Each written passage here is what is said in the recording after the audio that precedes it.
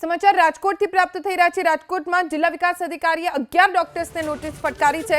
જિલ્લા પંચાયત હસ્તકના 11 ડોક્ટર્સ જેઓ ગેરહાજર રહેતા તેમને નોટિસ અપાઈ છે।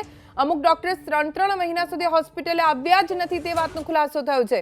મંજૂરી વગર જ રજા ઉપર ઉતરી ગયા છે, જેના કારણે જિલ્લા વિકાસ અધિકારીએ આવા ડોક્ટર્સને નોટિસ ફટકારીને જવાબ માંગ્યો છે। એક તરફ કોરોના અને રોગચાળો સતત વકરી રહ્યો છે અને બીજી તરફ 11 ડોક્ટર્સ જે જિલ્લા પંચાયત હસ્તકના આરોગ્ય કેન્દ્રમાં કામ કરે છે તેઓ ગેરહાજર રહ્યા છે અને પણ મંજૂરી વગર રજા ઉપર ઉતરી જતા નોટિસ ફટકારી જવાબ માંગવામાં આવ્યો છે।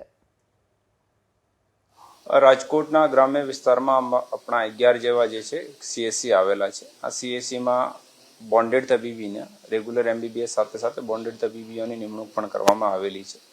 આમાં સરકારશ્રીની સ્પષ્ટ સૂચના છે કે જ્યારે પણ કોઈ ડૉક્ટર 7 દિવસથી વધારે જે બોન્ડેડ ડૉક્ટર છે ગેરહાજર હોય તો આને આપણે નોટિસ દઈએ। એના નોટિસ દયા પછી પણ જે છે આ લોકો હાજર નહીં થાય તો આને છૂટા કરવાના રહેશે અને આના સંબંધમાં 11 જેવા જે બોન્ડેડ ડૉક્ટર છે આને સીડીએચઓ મારફતે નોટિસ આપવામાં આવી છે।